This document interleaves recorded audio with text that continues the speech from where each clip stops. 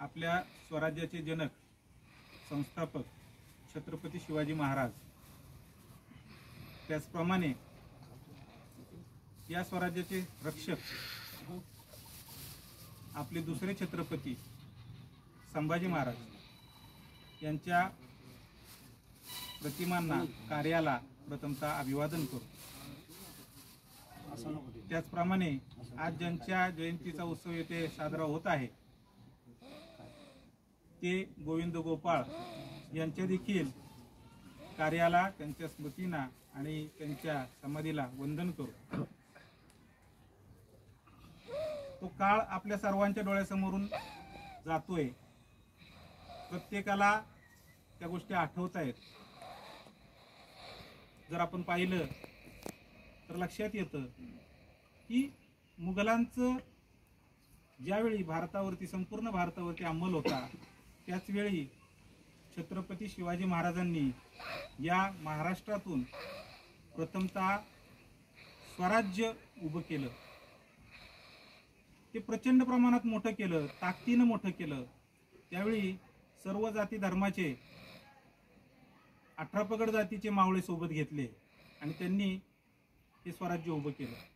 येथील जनतेच्या ज्या अमानुष पिळवणुकी त्या बाहेरच्या शासकांकडून होत होत्या, त्याला पायबंद घालणं आणि स्वतःचं राज्य म्हणजे प्रत्येकाचं राज्य निर्माण करणं हा त्याच्या पाठीमागील उद्देश होता। आपल्या माता भगिनींची आबरू लुटली जात होती, भर दुपारी दरोडे पडत होते, लोकांना लुटलं जात होतं, धनसंपदा लुटली जात होती। आणि अशा वेळी आपलं कोणीतरी उभं राहिलं या सर्वांच्या रक्षणासाठी, ते म्हणजे छत्रपती शिवाजी महाराज। तेवढ्याच ताकदीचे दुसरे छत्रपती म्हणजे आपले धाकले धनी छत्रपती संभाजी महाराज। त्यांचं वीर्य जे आहे ते त्याची तुलनाच होऊ शकत नाही। ज्या पद्धतीने त्यांनी या बाहेरच्या शत्रूंच्या सोबत लढताना, मुघल असतील, पोर्तुगीज असतील, डच असतील, फ्रेंच असतील, यांच्या सोबत देखील त्यांनी लढाया केल्या आणि या आपल्या मातृभूमीचं रक्षण केलं। एकही लढाईमध्ये त्यांना हार पत्करावी लागली नाही, परंतु खंद फितुरीने त्यांना संगमेश्वरला पकडण्यात आलं आणि नंतर ज्या पद्धतीने त्यांना बुरानपूर असेल किंवा तिथून इथपर्यंत आणणं आणि त्यानंतर श्रीगोंद्याचा किल्ला असेल, अशा पद्धतीनं सगळीकडे त्यांना फिरवलं गेलं, अपमानास्पद वागणूक दिली गेली।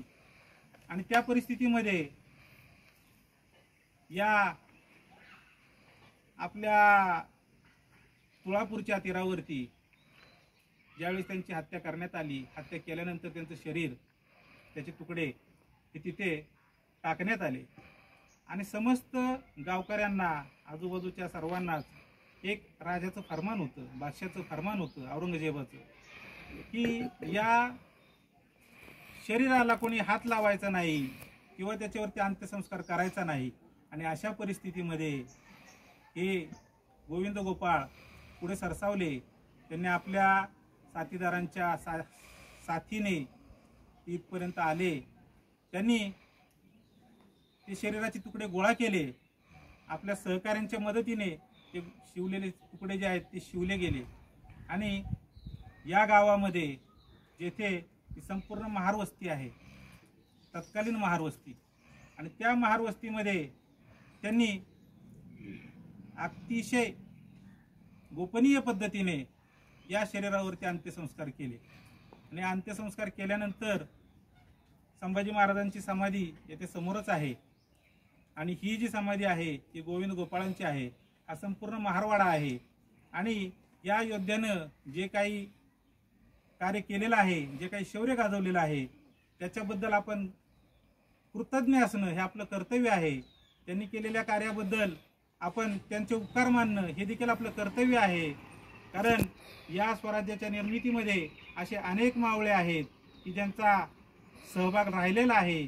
त्यामध्ये ते खारीचा वाटा या गोविंद गोपाळांनी देखील उचललेला आहे, परंतु दुर्दैवाने आपण या गोष्टीचा विसर पाडतो आणि त्यांच्यापर्यंत त्यांचं जे असलेलं, त्यांनी जे कार्य केलेलं आहे त्याच्याबद्दल आपण त्यांच्या पुढे नतमस्तक होणं अपेक्षित असतं, परंतु आपण काही गोष्टींच्या याच्यामुळे तिकडे थोडंसं दुर्लक्ष केलं जातं. परंतु या योद्ध्याचं यथोचित सन्मान झाला पाहिजे, त्यांच्या समाधीचा यथोचित सन्मान झाला पाहिजे. आणि त्यासाठी आपण सर्वच महाराष्ट्रीय लोकांनी, मराठी माणसांनी किंबहुना भारतीयांनी पुढे आलं पाहिजे. त्याच्यामध्ये कुठल्याही जाती धर्माचा संबंध नाही, कारण हे स्वराज्य हे आपल्या शिवाजी महाराजांनी तयार केलेलं स्वराज्य, स्थापन केलेलं स्वराज्य हे सर्व जाती धर्मांसाठी होतं. त्यामध्ये सर्वांचा समावेश होता आणि शिवाजी महाराजांचं स्वप्न होतं या भारतभूमीच्या, या मातृभूमीच्या प्रत्येकाला न्याय देणं. आणि तो न्याय देत असताना त्यांनी या सर्वांना एकत्रित करून अशा पद्धतीचं हे राज्य उभं केलं होतं की त्यांचं राज्य इतकं मोठं आणि प्रबळ आणि प्रचंड होतं की संभाजी महाराजांच्या नंतर देखील अनेक वेळा मुघलांनी प्रयत्न करून देखील ते राज्य डळमळीत करू शकले नाहीत. आणि जो मुघल बादशाह या राज्याला डळमळीत करण्यासाठी इथपर्यंत आला, त्याला सुद्धा याच मातीमध्ये जावं लागलं. हे होतं आपलं स्वराज्य. आणि या सर्वाचा आपण अभिमान बाळगला पाहिजे. स्वराज्याचा, शिवाजी महाराजांचा, संभाजी महाराजांचा आणि त्यांच्या सर्व मावळ्यांचा आपण अभिमान बाळगला पाहिजे. त्यांच्या प्रती कृतार्थ असलं पाहिजे.